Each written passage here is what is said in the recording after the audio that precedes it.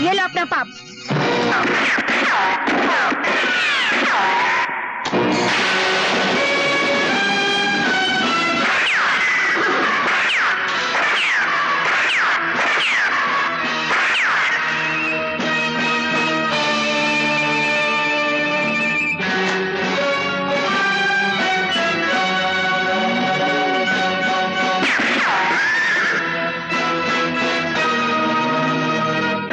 अब अपनी जान बगल में दबाकर भाग जाओ यहां से।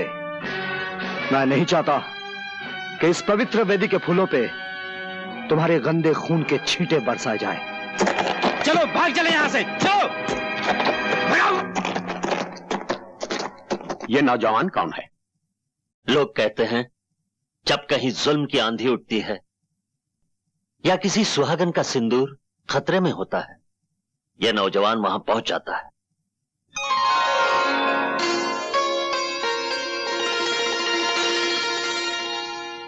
ये लीजिए गहने, दुल्हन को पहना दीजिए। पंडित जी मंत्र पढ़िए। जो फेरे शुरू हो चुके हों वो कभी अधूरे रहने नहीं चाहिए।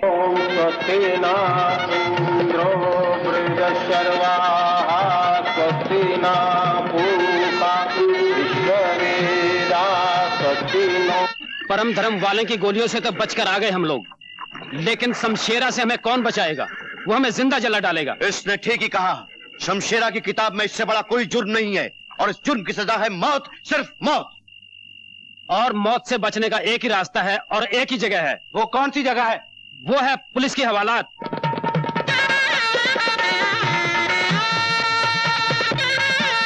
बधाई हो राय साहब, बधाई हो। शुक्रिया ठाकुर साहब। अरे वो फरिश्ता कहां गया जिसने हमारी बेटी की अमानत और इस गांव की इज्जत को लुटने से बचाया है? जुल्म से लड़ने के लिए जो लोग दूसरों की आग में कूदते हैं वो किसी धन या धन्यवाद का इंतजार नहीं करते राय साहब।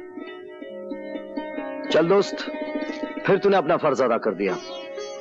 पता नहीं हर खतरे से पहले तुझे किस तरह पता चल जाता है। सुनिए, हम आपके एहसान का बदला तो नहीं चुका सकते। ये छोटी सी भेंट है, आप इसे स्वीकार कर लीजिए। जो मैंने किया है वो एहसान नहीं था, मेरा धर्म था। और धर्म अपना इनाम खुद होता है। उसे सोने चांदी के तराजू में तोलकर हमें शर्मिंदा ना कीजिए। लेकिन आपने ये तो नहीं बताया आपका नाम क्या है, कौन है आप? समझ लीजिए मैं एक राही हूं जिंदगी के सफर का, और ये मेरा दोस्त है जो मुझे रास्ता दिखाता है।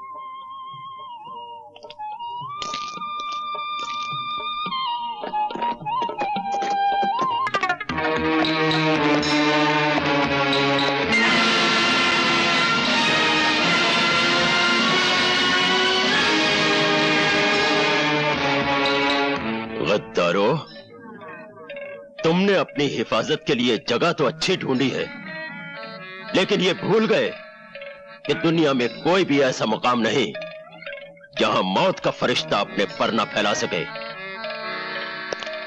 इस थाने की दीवारें तो ईंट और पत्थरों की बनी हुई है। मैं तो फौलाद की दीवारें चीरकर भी तुम तक आ जाता, ये बताने के लिए कि ये दुनिया ऐसा जंगल है जिसमें सिर्फ शेरों को जीने का हक है, तुम जैसे गीदड़ों को नहीं।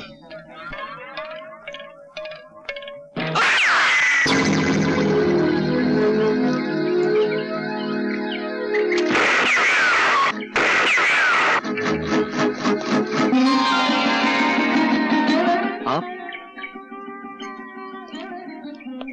गोली आपने चलाई? हाँ। क्यों? एक बहुत बड़ी चोरी हो गई। क्या? दिल। मैं तो कुछ और ही समझा था। किसने चुराया आपका दिल? जिंदगी के सफर की एक राहिनी, जिसकी राह ढूंढते ढूंढते मैं यहाँ तक पहुंच गई हूँ।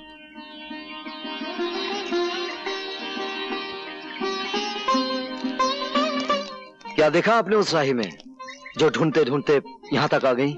एक दिल देखा जो दूसरों के दुख को समझता है, दो बाजू देखें, जो कमजोर इंसान को जुल्म से बचाते हैं। बस आप तो सिर्फ गोली बंदूक की भाषा समझते हैं, और ये भाषा आपने सीखी कहां से? पहले मैं भी अहिंसा का पुजारी था। डाकुओं ने ऐन शादी के मौके पर मेरी बहन का दहेज लूट लिया। जिस दरवाजे से डोली उठने वाली थी, उसी दरवाजे से दो अर्थियां उठी, एक मेरी बहन की और दूसरी उसके दूल्हे की।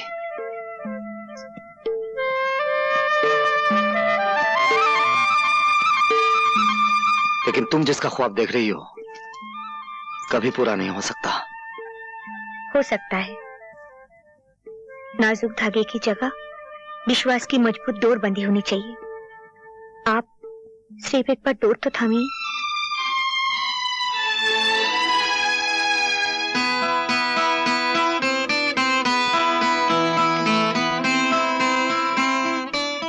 मैं भी तुम्हारे विश्वास की ताकत के सामने हार गया, जैसे एक बार मौत का देवता सत्यवान की सावित्री के विश्वास के सामने हार गया था।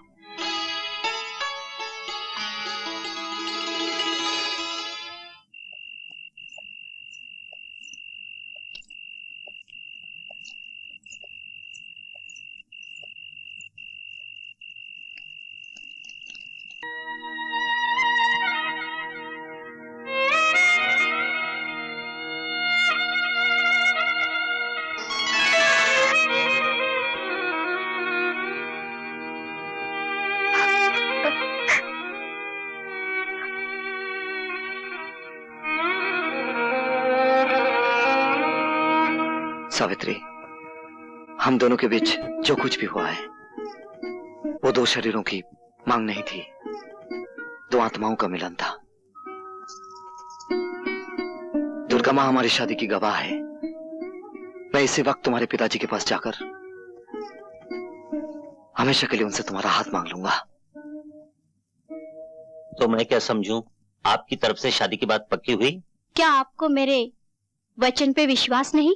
आपके वचन पे मुझे पूरा यकीन है, पर अपनी जिंदगी का भरोसा नहीं। उम्र को जब बुढ़ापे का दीमक लग जाता है तो इंसान को हर सांस आखिरी सांस मालूम होती है। मैं चाहता हूं आखिरी सांस लेने से पहले अपने हाथों से यह शुभ कार्य कर दूं। सावित्री को आपके घर पहुंचा दूं और खुद अपने घर चला जाऊं। जाने की इतनी जल्दी क्या है आपको? अभी तो आपको सावित्री के बेटे को गोद में खिलाना है। नाना के गोद में नहीं, दादी की गोद में खेलना है। मुंह मीठा कीजिए, आने वाली खुशियों की खुशी में।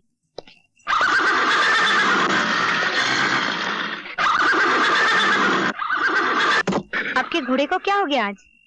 इसे कुछ नहीं हुआ, लेकिन यहां से दूर जरूर कुछ हुआ होगा। आज फिर किसी सुहागन का सिंदूर और दहेज खतरे में है। आप सोच क्या रहे हैं? आपका धर्म आपको बुला रहा है, आप जाइए। मैं तुम्हारे बारे में सोच रहा हूं सावित्री। वहां पहुंचना मेरा धर्म बनता है और तुम्हारे पिताजी से मिलना मेरा फर्ज। आप इस उलझन में मत पड़िए। अगर मेरे कारण कोई दुल्हन लूट गई तो मैं अपने आप को कभी माफ नहीं कर पाऊंगी। मैं चाहती हूँ मेरा प्यार आपके हाथ की तलवार बने, पांव की बेड़ी नहीं। आप जाइए, मैं आपका इंतजार करूंगी।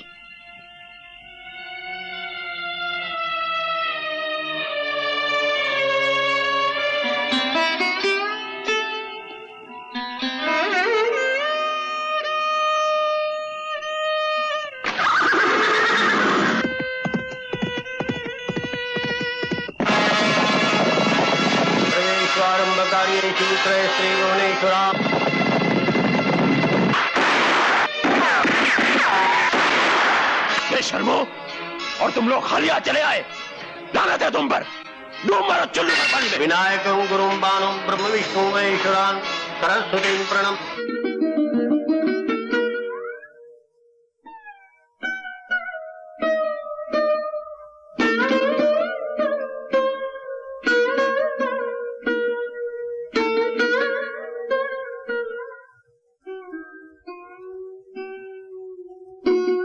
महीने बीत गए।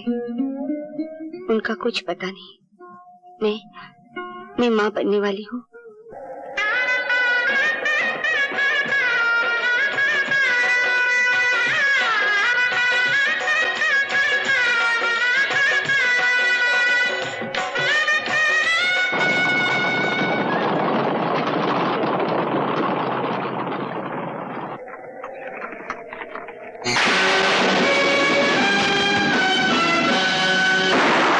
परम धर्म वाला आ गया।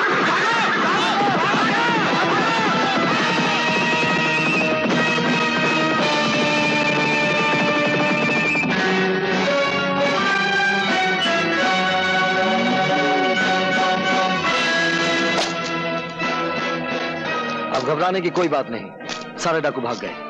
आप सफर जारी रखिए।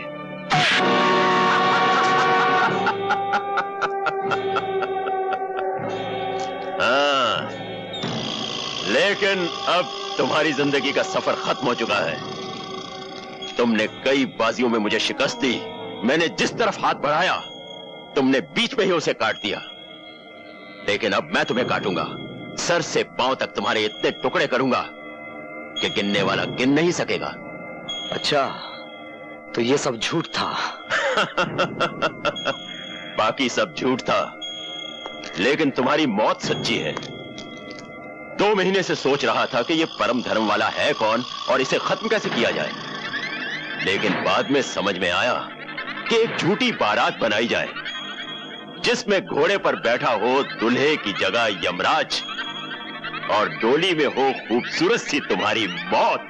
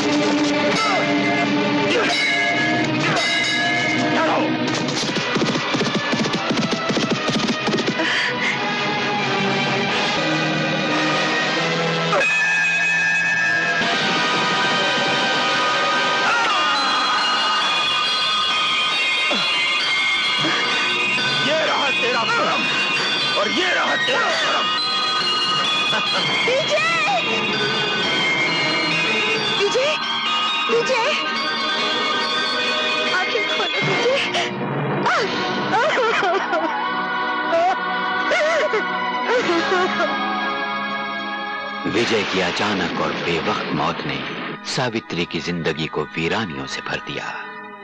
ठाकुर साहब के अरमानों पर बिजली टूट पड़ी जब उन्हें यह पता चला कि उनकी बेटी बिन ब्याही मां बनने वाली है, जिसे दुनिया वाले पाप समझेंगे और सावित्री एक शूरवीर की निशानी।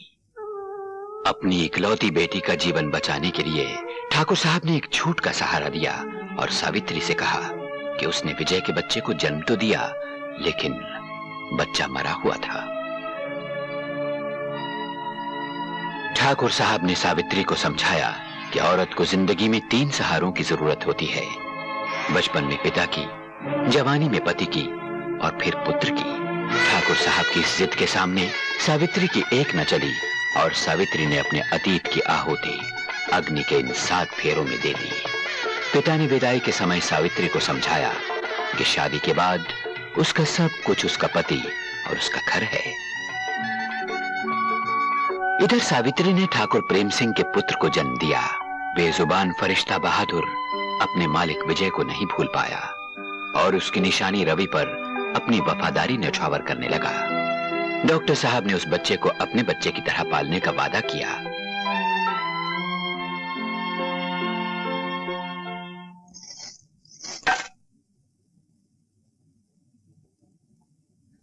ये रुपए गरीबों में बांट दो। राजेश हमारी जिंदगी में इतनी खुशियां लाया है कि इसे हीरे और मोतियों में तोला जाए तो भी कम है। जाओ। चलो बेटा, केक काटे। लो। शाबाश।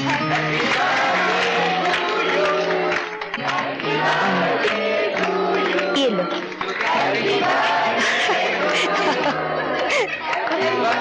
थोड़ा सा खा लो।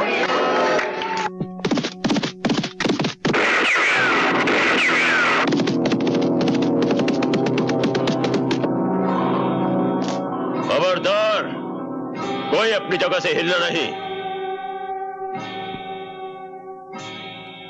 सब जेवरात और पैसे निकालकर इस मेज पर रख दो, वरना जिस बच्चे का जन्मदिन मनाया जा रहा है, ये आज उसका आखिरी जन्मदिन होगा। नहीं। चलो।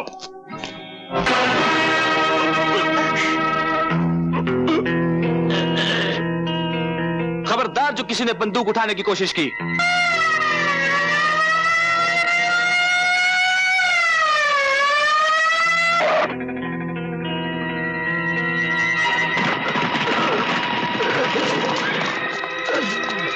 इंस्पेक्टर, गिरफ्तार कर लो इसे। तुमने मेरी एक आंख फोड़ी है ठाकुर।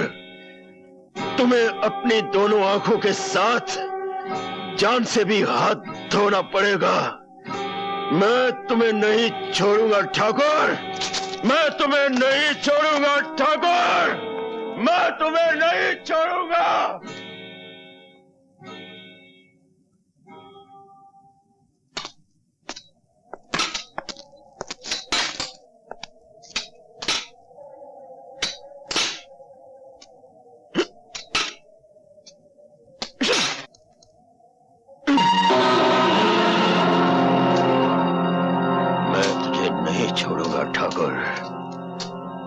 तूने मेरी एक आंख फोड़ी है, तुझे दोनों आंखों के साथ साथ जान से भी हाथ धोना पड़ेगा। नहीं छोड़ूंगा ठाकुर, नहीं छोड़ूंगा, नहीं छोड़ूंगा।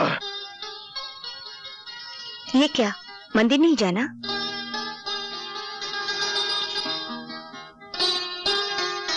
ऐसे क्या देख रहे हैं? सावित्री, हमारी शादी को 20 साल हो गए हैं, लेकिन आज के दिन तुम मुझे मंदिर ले जाना कभी नहीं भूलती। जिनकी वजह से मेरा ये सब कुछ है, उनको मैं कैसे भूल सकती हूँ? अब देर ना करें, चलिए। चलो।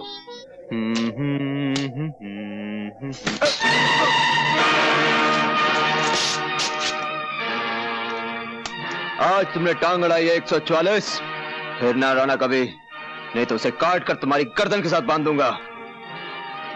तूने भी आज जवान लड़ाई है छोकरे।